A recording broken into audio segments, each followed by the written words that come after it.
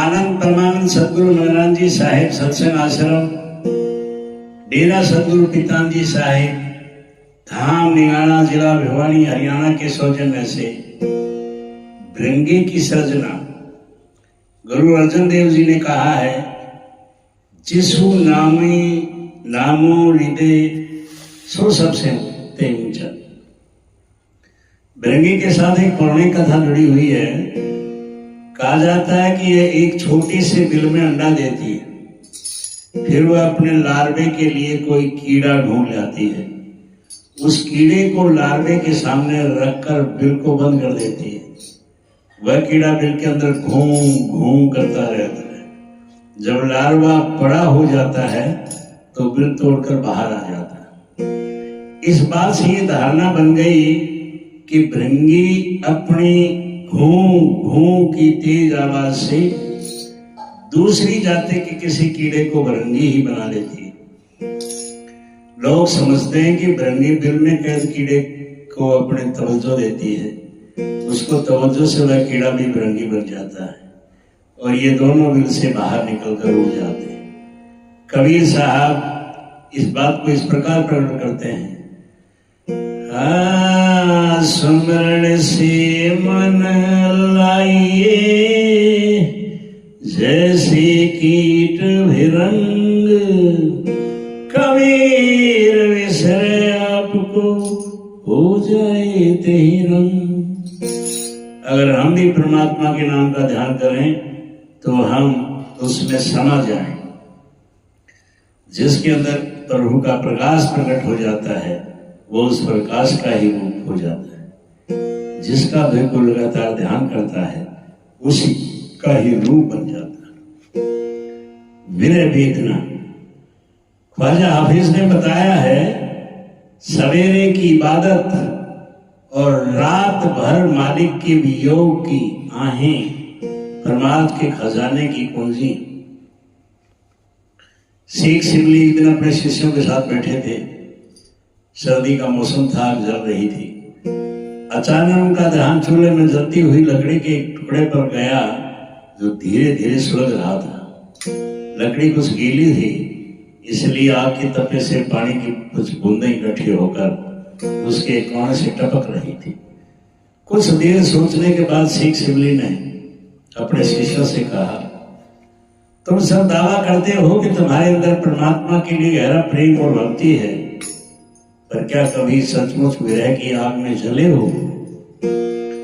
मुझे तुम्हारी आंखों में न कोई तड़प, नहीं विरह की वेदना के आंसू दिखाई देते हैं। इस लकड़ी के टुकड़े को देखो, ये किस तरह जल रहा है और किस तरह आंसू बहा रहा है।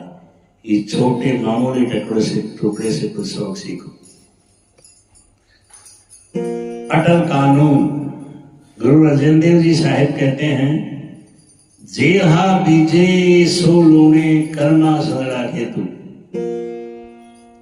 रामायण में आता है कि बाली ने तपस्या करके वर लिया था कि जो भी लड़ने के लिए उसके सामने आए उसका आधा बल बाली में आ जाए।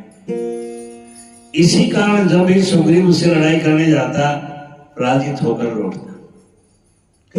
इस तरह बाली की शक्ति हमेशा बढ़ जाती जबकि उसके दुश्मन की ताकत क्षीण हो जाती।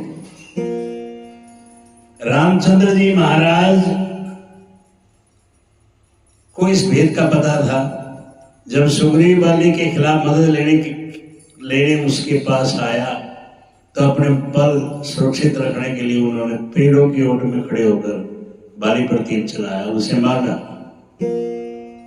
मरते समय बाली ने रामचंद्र जी महाराज से कहा, मैं बेकसूर था, मैंने आपका कुछ नहीं बिगाड़ा था, अब इसका हिसाब आपको अगले जन्म में देना पड़ेगा। सो अगले जन्म में रामचंद्र जी कृष्ण महाराज बने और बाली भील बना।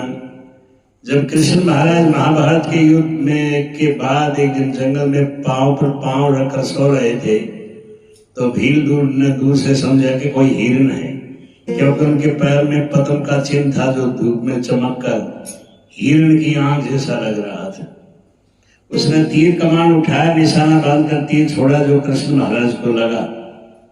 जब भील अपना शिकार उठाने के लिए पास आया तो उसे अपने भयंकर भूल का पता चला।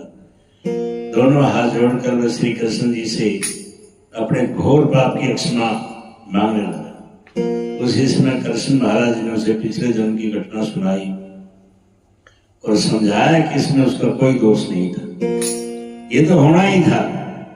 उन्हें अपने कर्मों का कर्जा चुकाना था। कर्मों का कानून अटल है, कोई भी इससे बच नहीं सकता, अवतार कुछ भी नहीं। जॉन ने बताया है, गुलाम हमेशा घर में नहीं रहता पर पुत्र हमेशा रहता है। इसलिए अगर पुत्र तुम्हें आजाद कर देगा तो तुम सचमुच आजाद हो जाओगे। वाकया है, जेल खाने में कैदियों की बुरी हालत देखकर एक परोपकारी आता है और यह सोचकर कि उनको ठंडा पानी नहीं मिलता, 10-20 बोरियां चीनी की लाकर और कुछ बर्फ मिलाकर ठंडा शरबत पिलाकर उनको खुश कर जाता है। एक अन्य परोपकारी आता है और ये देखकर कि उनकी अच्छे गेहूं की रोटी नहीं मिलती, बाजरा खाते हैं, कई मन मिठाइयां मंगाकर खिला देता। कैदी और खुश हो जाते हैं। इस प्रकार तीसरा परोपकारी आता है और ये देखता है कि उनको अच्छे कपड़े नहीं मिलते बल्कि मोटे मिलते हैं।